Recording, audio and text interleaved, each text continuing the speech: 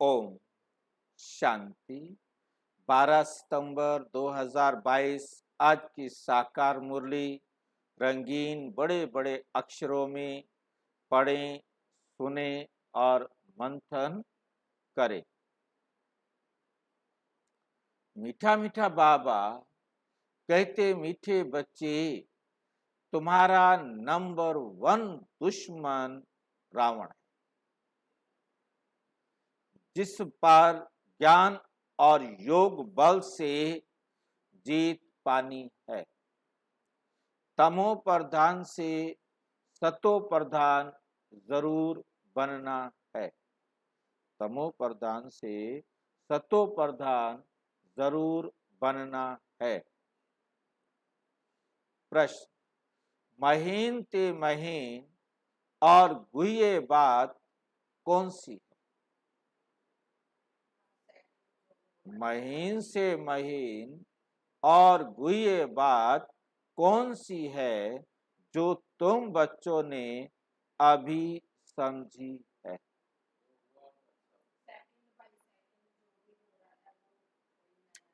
सबसे महीन से महीन बात है कि ये बेहद का ड्रामा सेकंड बाय सेकंड, बहुत ध्यान से ये समझना है, सेकंड बाय सेकंड शूट होता जाता, फिर 5000 वर्ष बाद वही रिपीट होगा। जो कुछ होता है कल्प पहले भी हुआ है, ड्रामा अनुसार होता है। इसमें मूंझने की बात ही नहीं। जो कुछ होता है, जो कुछ होता है, nothing new. Second by second drama की रील फिरती रहती है। पुराना पुराना मिटता जाता है। रील याद आ रही है आपको? टेप, टेप में रील होती है। जो गाना हेड के आगे से गई रील लिपटती जाएगी।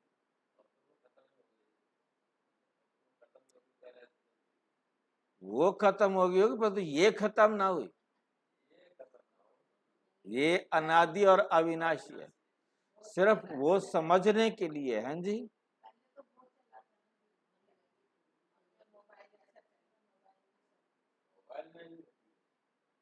रील फिरती रहती है। पुराना टाइम, पुराना मिटता जाता है और नया बढ़ता जाता है।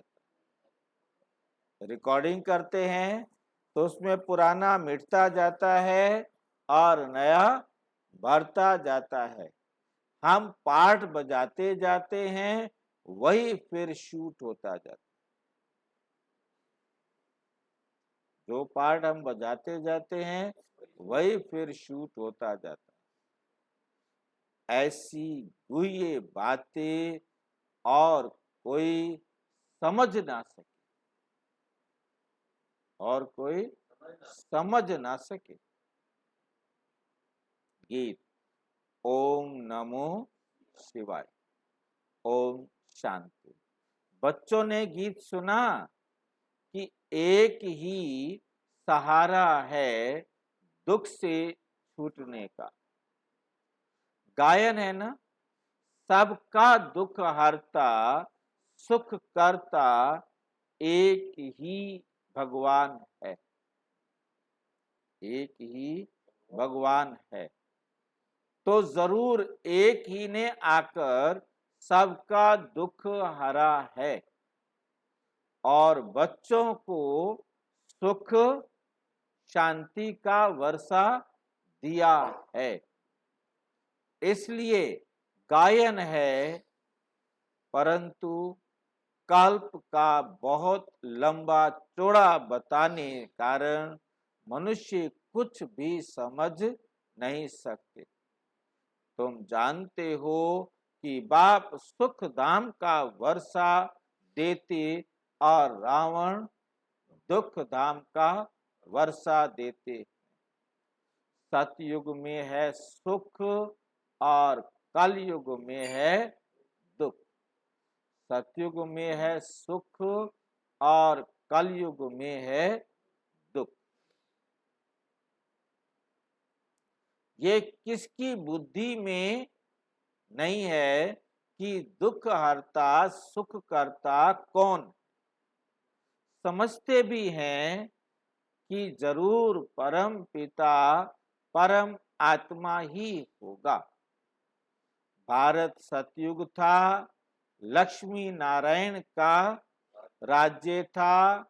ये कहते हुए भी जो शास्त्रों में सुना है कि वहां ये कंस, जरासंधि, रावण आदि थे, इसलिए कोई बात में ठहरता नहीं, कोई बात में ठहरता नहीं है। तुम जानते हो ये सब खेल है, तुम्हारी बुद्धि में है कि हमारा दुश्मन पहले पहले रावण बनता है। पहले तुम राज्य करते थे, फिर वाम मार्ग में जाकर राजाई गंवा दी। वाम मार्ग में कब गए? द्वापर। वाम मार्ग में हम द्वापर में गए और राजाई गई। इन बातों को तुम ब्राह्मण बच्चे ही जानते हो। तुम्हारा और किसी दुश्मन तरफ अटेंशन नहीं है। तुम जिसको दुश्मन समझते हो वे किसकी बुद्धि में नहीं होगा। तुमको इस रावण दुश्मन पर जीत पानी है। यही महाभारत का नंबर 1 दुश्मन है। शिव बाबा जन्म भी भारत में ही लेते हैं। ये है भी बरोबर परम पिता परम आत्मा की जन्मभूमि। शिव जयंती भी मनाते हैं, परंतु शिव ने आकर क्या किया वे किसी को पता नहीं। शिव बाबा ने आकर क्या किया वे किसको पता नहीं है। तुम जानते हो भारत ऊंच ते ऊंच खंड था। धनवान तो धनवान 100% एवर हेल्दी वेल्दी और हैप्पी थे। एवर वेल्दी हेल्दी और हैप्पी थे। और कोई धर्म इतने हेल्दी हो ना सके। बाप देखो किसको बैठ सुनाते हैं। बाबा देखो किसको बैठ सुनाते। वहां मुरली सुनने के लिए साकार मुरली है ना, 8-10, जैसे यहाँ बैठते हैं 6, 7, 12, 15 हिस्ट्री हॉल होता था। जो बाकी सारे कहाँ चले जाएंगे? सेवाओं पर। जो जो होशियार हैं वो सारे के सारे कहाँ? सेवा पर। और वहाँ पच्छड़ माल, मतलब जो बाहर सेवा नहीं कर सकते, तो वहाँ पर जो भी सेवाएं करेंगे वो वहां रहते। ठीक है कि नहीं? तो बाबा कहते देखो मैं किनको बैठकर सुनाता हूं। अबलाएं, कुब्जाएं, साधारण, किनको बैठ के सुना रहे हैं? अबलाओं को, कुब्जाओं को और साधारण। वे साहूकार लोग तो अपने धन की खुशी में हैं, और तुम हो गरीब ते गरीब। नहीं तो इतनी ऊंचते ऊंची पढ़ाई ऊंचे मनुष्य को पढ़नी चाहिए, परंतु नहीं पढ़ते। गरीब साधारण तुम कुछ भी शास्त्र आदि नहीं पढ़े हो तो बहुत अच्छा है। बाप कहते हैं जो कुछ सुना है अथवा पढ़ा है वे सब भूल जाओ। जो कुछ सुना है पढ़ा है वे सब भूल जाओ। हम नई बात सुनाते हैं। सबसे नंबर 1 दुश्मन भी है रावण, जिस पर तुम बच्चे ज्ञान और योग बल से जीत पाते हो। बरोबर 5000 वर्ष पहले भी बाप ने राजयोग सिखाया था, जिससे राजाई प्राप्त की थी। अब फिर माया पर जीत पाने के लिए बाप राजयोग सिखला रहे हैं। इनको ज्ञान और योग बल कहा जाता है। इनको ज्ञान और योग बल कहा जाता है। आत्माओं को कहते हैं मुझे याद करो। भगवान तो है ही निराकार, उनको राजयोग सिखलाने जरूर आना पड़े। ब्रह्मा भी बुढ़ा है, बहुत जन्मों के अंत के जन्म में है। भारत में गीता आदि सुनाने वाले तो ढेर है, परंतु ये तुमको कोई नहीं कहेंगे कि विकारों रूपी रावण पर तुम्हें जीत पानी। विकारों रूपी रावण पर तुम्हें जीत पानी है। भाषण करने वाले बहुत है, ज्ञान सुनाने वाले बहुत है, परंतु कोई भी नहीं कहेगा कि तुम विकारों पर जीत पाओ। कहते हैं 5 विकार तुम्हारे दुश्मन हैं, परंतु फिर उसके बाद क्या कहते हैं?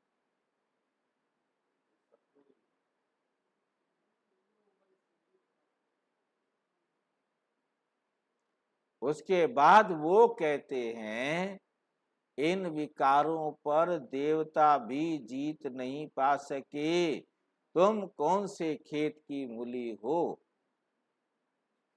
कहीं समझ में याद आई? भक्त लोग क्या कहते हैं भक्ति में कि ये 5 विकार तुम्हारे दुश्मन है, ये सारे कहते हैं। फिर इसके बाद क्या कहते हैं? देवी देवता भी इन विकारों पर जीत नहीं पा सके। तुम कौन सी खेत की मूली हो जो तुम जीत पालोगे? नहीं पा सकते। खत्म बात। हाँ बिल्कुल पक्का। भाई उनकी शादियां करा दी, 2-2 शादियां करा दी सभी देवी देवताओं की। फिर राम को छोड़ करके राम बेचारा शादी नहीं कर सका, एक की शादी की। बाकी तो जितने देवी देवता है उनकी शादियां 2-2 करा दी। गणेश की भी 2 शादियां, कृष्ण की भी पता नहीं कितनी कितनी शादियां, ब्रह्मा की 2-3 शादियां, शंकर की 2 शादियां, सबकी 2-2 शादियां करा दी। मुसलमानों ने तो 4 कराई ना, इन्होंने तो 2 तक अपना चलाया था। जब इष्ट देवता हमारे 2-2 शादियां कर सकते हैं तो हम क्यों नहीं कर सकते? उनका तो सीधा सा विकारों का, विकारों रूपी रावण पर तुम्हें जीत पानी है, ये दूसरे धर्म वाले, दूसरे भक्ति मार्ग वाले कभी नहीं कहेंगे। माम एकम याद करो, ये भी कोई नहीं कह सकते। ये तो बाप ही आकर आत्माओं को कहते हैं आत्म अभिमानी बनो।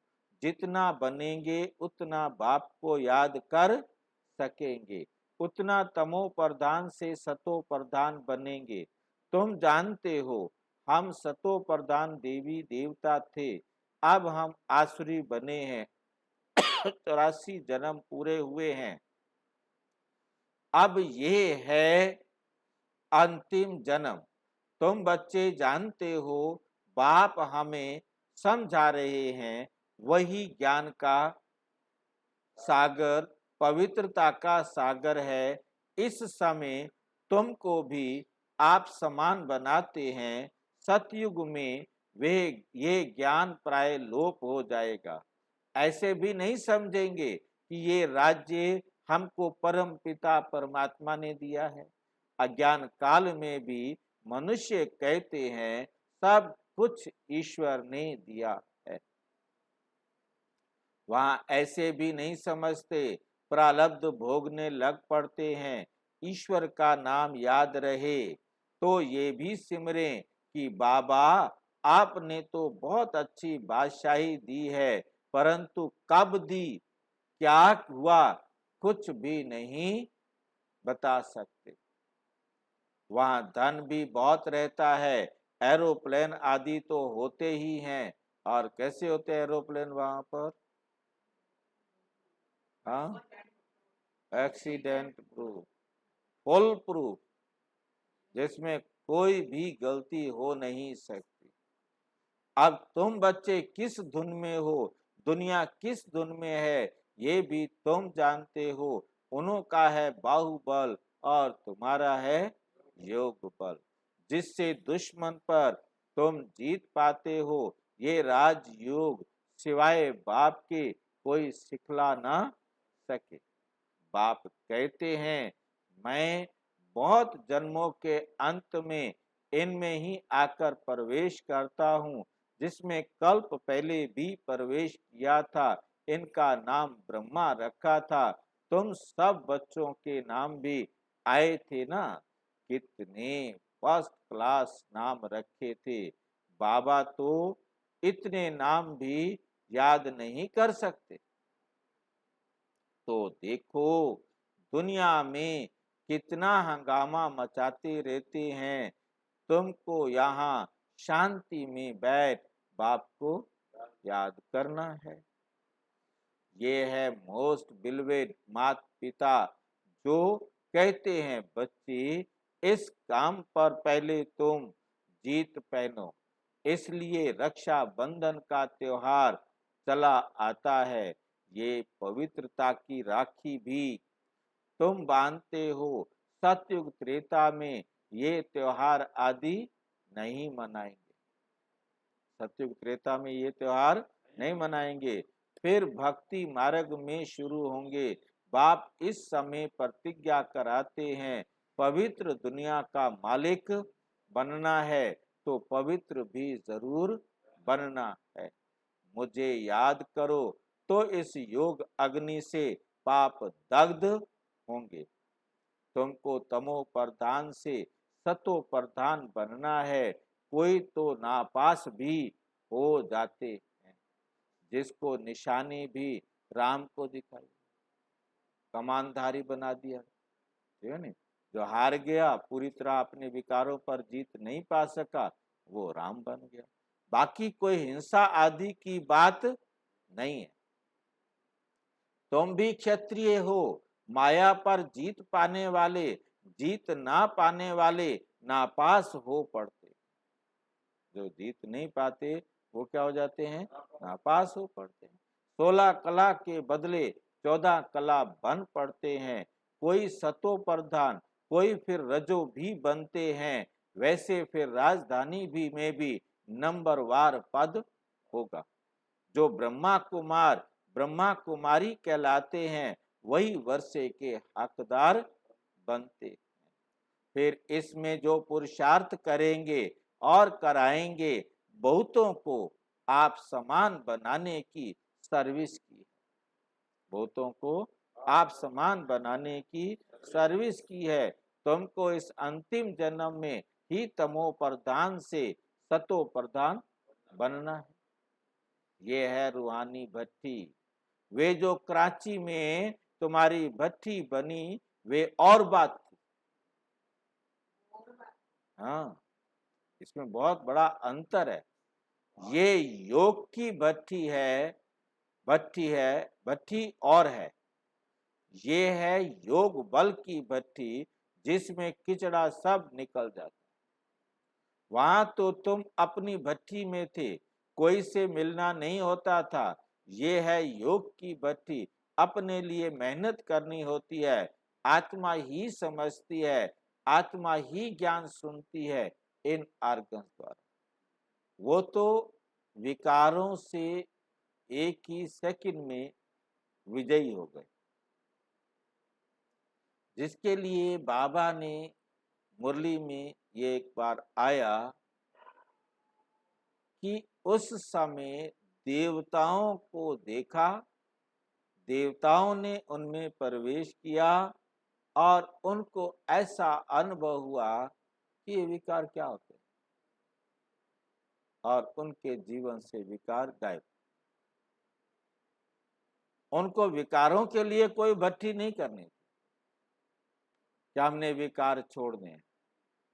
उनको इतना निश्चय हो गया कि जो बाबा कह रहा है ना, हमको वो करना। उनको कहा कि तुमने ना नहीं करनी तो ना नहीं, हाँ जी का पाठ पक्का कर, जो मिल गया वही खाना है, जहां बिठा दिया वहीं बैठना है, भगवान कह रहा है बस। उनकी भावना थी, उनकी भावना थी कृष्ण में, भगवान में। मतलब उनका कोई मतलब नहीं, उनको ये निश्चय हो गया कि उन्होंने साक्षात्कार किया है, उन्होंने कृष्ण को देख लिया है, अब उन्होंने वही करना है। अब यहां आज किसी को कहो ऐसे करो, क्यों करें? 100 प्रश्न पूछता है, फिर उसकी बुद्धि स्वीकार नहीं करती, फिर उसको युद्ध करना पड़ता है, मेहनत करनी पड़ती है, बार बार समझाना पड़ता है। मतलब उन्हें विकारों के लिए समझाने की जरूरत नहीं थी।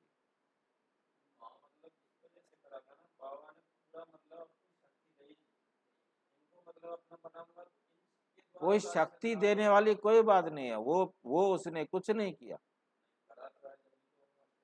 भाई जी बात समझिए कि बाबा किसी को कोई मदद नहीं करता, ना ब्रह्मा बाबा को मदद की, ना किसी और को मदद की। भाई साक्षात्कार करा दिया, खत्म बात। साक्षात्कार कराया, तो वो निश्चय उनको हुआ ना करते निश्चय तो क्या होता? कितने आए निश्चय हुआ और छोड़ के चले भी गए, है नहीं?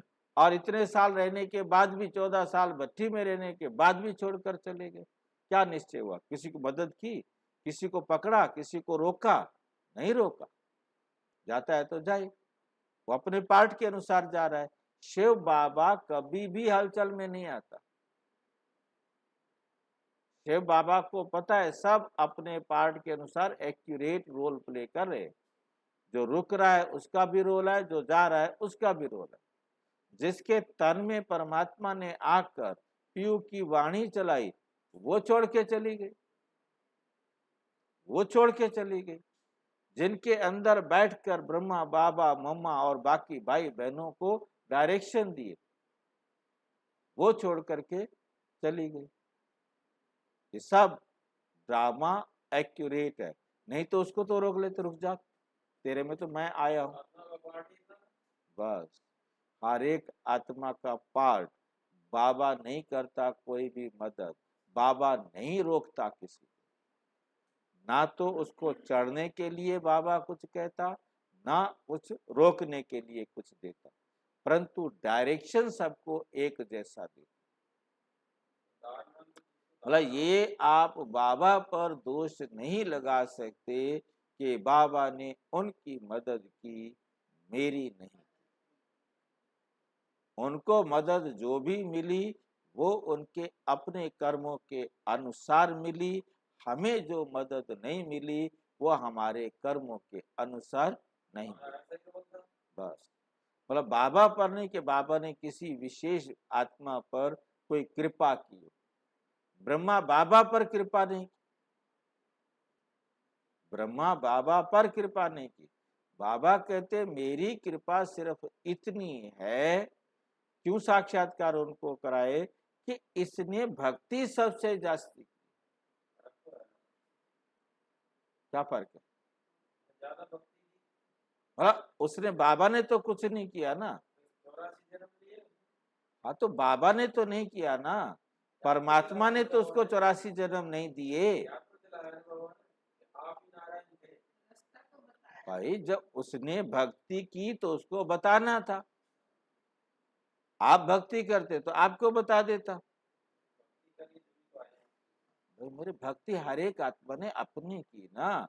मतलब हमें मेन बात समझनी है कि बाबा किसी भी आत्मा को पास खातरी नहीं करता कि किसी को ज्यादा मदद करे, किसी को कम मदद करे। हाँ, उसके लिए सबको क्या क्या देना है, कैसे करना है, परमात्मा भी अपने रोल में जरा भी चेंज नहीं कर सकता। यही बात बाबा हमें सिखा रहा है। आप भी अपने रोल को चेंज नहीं कर सकते हो। यही आज की मुरली में बताया। जो आपने कल्प पहले प्ले किया था वही शूटिंग हुई, वही अब प्ले हो रहा, फिर वही शूटिंग हो रही है, वही प्ले वही शूटिंग। हाँ, एक सेकंड भी ड्रामा में चेंज। जैसे बाबा लड़ाई वालों का मिसाल देते हैं, संस्कार ले जाते हैं ना, दूसरे जन्म में फिर लड़ाई में ही चले जाते हैं। वैसे तुम बच्चे भी संस्कार ले जाते हो, वे जिस्मानी मिलिट्री में चले जाते हैं। तुम्हारे में से भी कोई शरीर छोड़ते हैं तो इस रूहानी मिलिट्री में आ जाते हैं। कर्मों का हिसाब किताब बीच में चुकतू करने जाते हैं। ऐसे बहुत होंगे। एक एक के लिए बाप से थोड़ा ही पूछना है। बाप कहेंगे इससे तुम्हारा क्या फायदा है, इससे तुम्हारा क्या फायदा है। तुम अपने धंधे में रहो, पापों को भस्म करने का ख्याल करो। ये भोग आदि जो लगाते हैं, ये भोग आदि जो लगाते हैं, ये भी ड्रामा में है। सेकंड बाय सेकंड होता है, ड्रामा शूट होता जाता है। फिर 5000 वर्ष बाद वही रिपीट होगा। जो कुछ होता है कल्प पहले भी हुआ था, ड्रामा अनुसार होता है। इसमें मूझने की बात ही नहीं। जो कुछ होता है nothing new. Second by second drama की रील फिरती रहती है। पुराना मिटता जाता है, नया बढ़ता जाता है। हम पार्ट बजाते जाते हैं, वही फिर शूट होता जाता है। ये महीन बातें कोई शास्त्रों में नहीं है। तुम बच्चों को पहले पहले ये निश्चय करना है कि बाप स्वर्ग की स्थापना करने वाला है। बरोबर भारत को बाप से स्वर्ग का वर्षा मिला था, फिर कैसे गंवाया, ये समझाना पड़े। हार जीत का खेल है, माया ते हारे हार है। मनुष्य माया धन को समझ लेते हैं। वास्तव में माया 5 विकारों को कहा जाता है। कोई के पास धन होगा तो कहेंगे इनके पास माया बहुत है। ये भी किसी को पता नहीं। अब कहाँ प्रकृति और कहाँ माया। माया अलग अलग अर्थ, माया अलग अलग अर्थ। मैगजीन में भी लिख सकते हो कि भारतवासियों का दुश्मन ये रावण, जिसने दुर्गति को पहुंचाया है। रावण राज्य शुरू होने से भक्ति शुरू हो जाती है। ब्रह्मा की रात में भक्ति मार्ग में धक्के ही खाने पड़ते। ब्रह्मा का दिन चढ़ती कला, ब्रह्मा की रात उतरती कला। ठीक बोला है बाबा ने, ठीक बोला है। ब्रह्मा का दिन चढ़ती कला, ब्रह्मा की रात उतरती कला। ठीक है या गलत है? ठीक होगा। ब्रह्मा की रात क्या होता है? ब्रह्मा की रात क्या होता है? द्वापर कलयुग। ब्रह्मा का दिन क्या होता है? क्या सतयुग त्रेता चढ़ती कला होती है?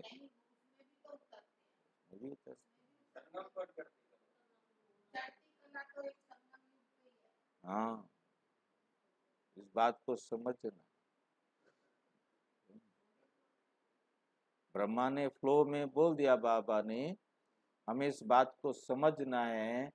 जब ब्रह्मा का दिन होता है तब चढ़ती कला होती है, और चढ़ती कला होने के बाद तुरंत गिरती कला शुरू। श्री कृष्ण के जन्म लेने के बाद, चाहे वो संगम पर जन्म ले लेता है, जन्म लेने के बाद गिरना शुरू। ये भी बाबा ने बताया, याद आया कि कृष्ण जितना पवित्र है उतना लक्ष्मी नारायण नहीं। बताया?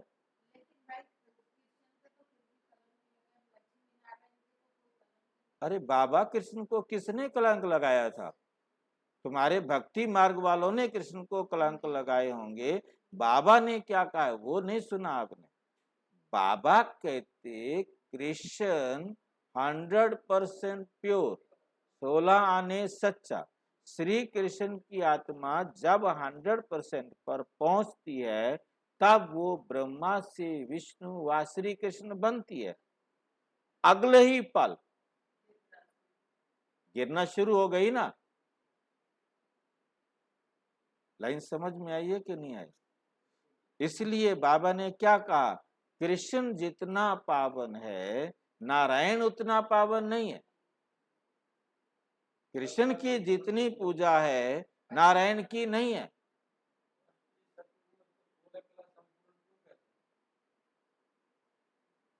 यही तो बताया, 100% प्योर बना। कह तो रहा है बाबा जी, तो कह रहा है कि गिरती कला होती है। आपको समझ में नहीं आया? अभी बताया तो बाबा कहते बच्चे, ब्रह्मा जब कमल फूल समान पवित्र 100% बना तो वो क्या बना? विष्णु सो श्री कृष्ण। और जन्म लेते ही 12 बजने के तुरंत अगला सेकंड क्या होता है? गिरती कला। भाई 12 के बाद तो वापिस 12 तक पहुंचेगा, परंतु गिरती कला तो शुरू हो गई ना। तभी तो कहा कृष्ण जितना पूज्य है लक्ष्मी नारायण उतने पूज्य नहीं।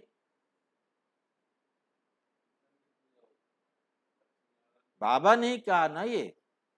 तो कृष्ण की जो स्टेज है पवित्रता की, वो लक्ष्मी नारायण की नहीं।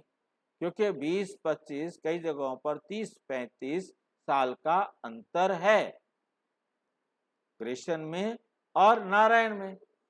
अब मकान 30-35 साल बाद नया रहेगा?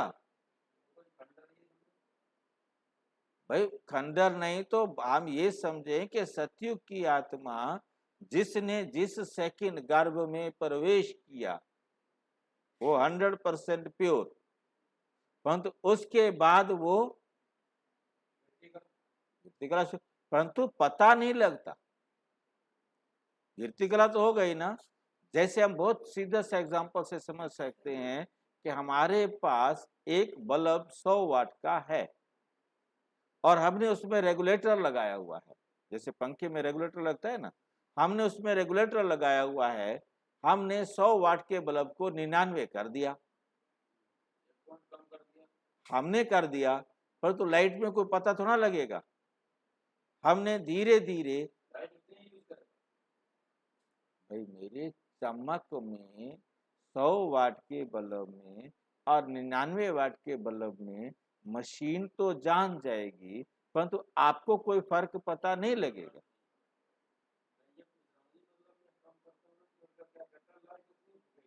क्या कम करते हो? क्या कम करो? हाँ, नहीं नहीं उतनी नहीं जलेगी, नहीं जलेगी, कम जलेगी। जितना काम चलाएंगे जैसे चलाएंगे उतनी है ना। तो मतलब कहने का है कि लाइट उतनी जलेगी, क्या बोलते कम जलेगी जितना आप उसको यूज करेंगे।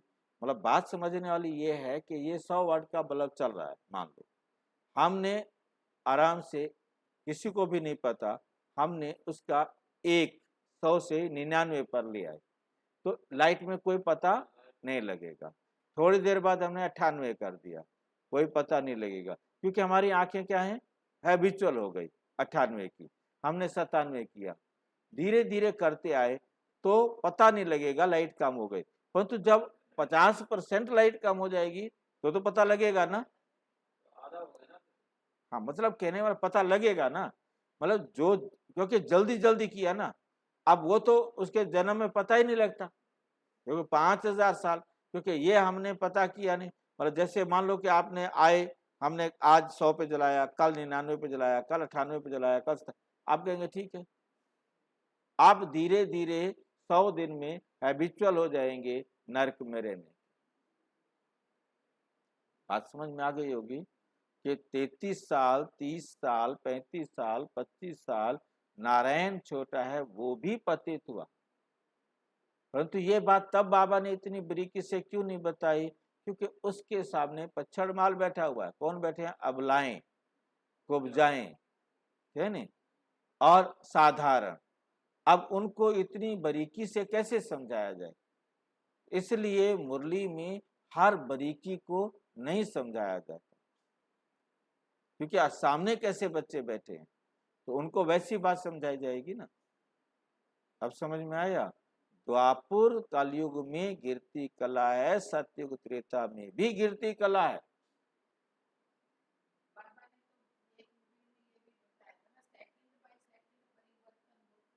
वो तो आज ही कह रहे हैं बाबा, यानी नथिंग न्यू, हर चीज गिरती कला में है। मतलब हमें बहुत क्लियर समझना है कि मकान बना, मकान बना और मकान बनते ही मिस्त्री बाहर गया, 5 मिनट मकान पुराना हो गया, 5 मिनट मकान पुराना हो गया, 1 घंटा पुराना हो गया मकान। हाँ, 1 सेकंड बाद, मतलब हमें बहुत अच्छी तरह से समझना है इस बात। इस माया रावण पर जीत पानी है, बाप श्री मत देते हैं, श्रेष्ठ बनने लिए लाडले बच्चे मुझ बाप को याद करो, विकर्मा जीत बनने का और कोई उपाय है नहीं, तुम बच्चों को भक्ति मार्ग के धक्कों से छुड़ाते हैं, अब रात पूरी हो प्रभात होती है, दिन माना सुख रात माना दुख, ये सुख दुख का खेल है, बाप ये सब राज बताकर तुमको त्रिकालदर्शी बनाते हैं, अब जो जितना पुरुषार्थ करे, बीज और झाड़ को जानना है, बाप कहते हैं बच्चे अब टाइम थोड़ा है, गाया भी जाता है एक घड़ी आधी घड़ी पुण्याद, मतलब जितना करोगे उतना मिलेगा पुण्य। समझ में आ गया ना, जितना करोगे उतना पुण्य मिलेगा ना। तुम बाप को याद करने लग जाओ और चार्ट को बढ़ाते जाओ, देखना है कि हम श्री मत पर बाबा को कितना याद करते हैं, बाप तो है ही सिखलाने वाला, पुरुषार्थ तुमको करना है, बाप तो है ही पुरुषार्थ कराने वाला, बाप तो है ही पुरुषार्थ कराने वाला, बाप का तो लव है ही, बच्चे बच्चे कहते रहते हैं, उनको तो सब आत्माएं बच्चे ही ठहरे, शिव बाबा को तो सब आत्माएं बच्चे ठहरे, फिर ब्रह्मा कुमार ब्रह्मा कुमारी भाई बहन हो गए, वर्षा तो दादे से ही मिलता है, वर्षा किससे मिलता है, दादे से, ईश्वरीय औलाद, फिर प्रजापिता ब्रह्मा मुख द्वारा तुम ब्राह्मण बने हो, फिर देवता वर्ण में जाएंगे, क्लियर है ना। आत्मा समझती है शिव बाबा हमारा बाप है, मैं स्टार हूं, तो हमारा बाप भी स्टार हो गया, स्टार ही होगा ना। आत्मा कोई छोटी बड़ी नहीं होती, बाबा भी स्टार है, परंतु वे सुप्रीम है, तुम बच्चे उनको फादर कहते हैं। इतनी छोटी सी आत्मा में सारा ज्ञान है, इतनी छोटी सी आत्मा में सारा ज्ञान है, बाकी ऐसे नहीं। ईश्वर में कोई ऐसी शक्ति है जो दीवार तोड़ देंगे, शिवा में ताकत ना है कि दीवार तोड़ सके। अपने लिए शरीर ही नहीं बना सकता, दीवार कैसे तोड़ेगा? वो दीवार नहीं तोड़ सकता और ना तोड़ता, तो मेरा काम ही नहीं है। शरीर बनाता नहीं, कितना हम चैलेंज करें तो नहीं बनाऊंगा। तुम्हारे कहने से तो ना बना दूंगा, तुम चिढ़ाओगे तो मैं थोड़ा बना दूंगा, तुम फंसे पड़े हो। हाँ हाँ, बाप कहते हैं मैं आता ही हूँ तुमको फिर से राजयोग सिखलाने के लिए। बाप बच्चों का ओबीडियंट सर्वेंट है। लौकिक में भी बाप बच्चों पर बलि चढ़ते हैं ना, तो बड़ा कौन हुआ, बाप या बच्चे? बाप सब कुछ बच्चे को देते हैं, फिर भी बच्चा छोटा, इसलिए रिगार्ड रखना होता है। यहाँ भी तुम बच्चों पर बाप बलि चढ़ते हैं, वर्षा देते हैं, तो बड़ा बच्चा हुआ ना, बड़ा कौन हुआ? परंतु बाप का फिर भी रिगार्ड रखना होता है। बाप के आगे पहले बच्चे को बलि चढ़ना है, तब बाप 21 बार बलि चढ़ेगा। तो मेरे पे कुर्बान जाओ, तो मैं 21 बार तुम पर कुर्बान जाऊंगा। भक्ति मार्ग में भी ईश्वर अर्थ कुछ ना कुछ देते हैं, इनकी एवजे में फिर बाबा क्या करते हैं? दे देते हैं। यहाँ तो है ही फिर बेहद की बात, कहते भी हैं आप जब आएंगे तुम पर बलिहार जाएंगे। अभी वे समय आ गया है, इसलिए बाबा ये प्रश्न पूछते हैं, तुमको कितने बच्चे हैं? फिर ख्याल में आता है तो एक शिव बाबा भी बालक है। अब बताओ तुम्हारा कल्याण कौन सा बालक करेगा? शिव बाबा तो उनको वारिस बनाना चाहिए ना। ये समय ऐसा आ रहा है जो कोई किसका क्रिया कर्म करने वाला ही क्रिया कर्म करने वाला ही नहीं रहेगा। इसलिए बाप कहते हैं देह सहित सब कुछ त्याग, ट्रस्टी हो, श्री मत पर चलते जाओ, डायरेक्शन देते रहेंगे, तुम्हारी सेवा करते हैं, तुमको स्वर्ग का मालिक बनाने हम तो निष्कामी हैं। सर्व का सदगति दाता, सर्व का एक बाप ही निष्कामी है ना, वे एवर प्योर है। बाप कहते हैं बच्चे मददगार बनो, हमारा मददगार गोया अपना मददगार बनते हो। अच्छा, मीठे मीठे सिक्की लदे बच्चों प्रति माता पिता बाप दादा का याद प्यार और गुड मॉर्निंग। रूहानी बाप की रूहानी बच्चों को नमस्ते। हम रूहानी बच्चों की रूहानी बाप दादा को नमस्ते नमस्ते नमस्ते। धारणा के लिए मुख्य सार नंबर 1, सदा अपनी धुन में रहना है, अपने पापों को भस्म करने का ख्याल करना है, दूसरी बातों के प्रश्न में नहीं जाना है, अपने संस्कारों को परिवर्तन करने के लिए योग की भट्ठी में रहना है। देह सहित सब कुछ त्याग, पूरा ट्रस्टी हो, श्री मत पर चलना है, बाप का पूरा रिगार्ड रखना है, मददगार बनना है। वरदान, मेरेपन के अधिकार को समाप्त कर क्रोध व अभिमान पर विजयी बनने वाले। मेरेपन, मेरा कुछ नहीं, इसको खत्म कर दो। क्रोध और अभिमान पर विजयी बनने वाले, कर्म बंधन मुक्त भव। जहां मेरेपन का अधिकार रखते हो कि क्यों किया, ये मेरी है या ये मेरा है, तो क्रोध अभिमान या मोह आता है, लेकिन ये सेवा के साथी हैं, ना कि मेरे का अधिकार। मेरा इन पर कोई अधिकार नहीं है, ये सब सेवा के साथी है। जैसे हिसाब पूरा हुआ, जब मेरा नहीं तो क्रोध मोह का कर्म बंधन भी। जहां मेरा होगा, मेरे में मोह होगा, मेरे में बंधन होगा और मेरे को कुछ भी नुकसान होगा, तो क्रोध भी आएगा। तो कर्म बंधनों से मुक्त होने के लिए एक बाप को अपना संसार बना लो, एक बाप दूसरा ना कोई। एक बाप ही संसार बन गया तो कोई आकर्षण नहीं, कोई कमजोर संस्कारों का भी बंधन नहीं, सब मेरा मेरा। एक मेरे बाप में समा जाता है स्लोगन। मास्टर सर्वशक्तिमान वे हैं जो समय प्रमाण हर गुण हर शक्ति को कार्य में लगाए। और विस्तार से जानने के लिए विश्व में 140 देशों में प्रजापिता ब्रह्मा कुमारी ईश्वरीय विश्वविद्यालय के किसी भी सेवा केंद्र पर संपर्क करें। और यदि कोई प्रश्न है तो 9213106986 पर केवल टेलीग्राम करें। 9650692270 पर केवल व्हाट्सएप करें, फोन नहीं। ओम शांति।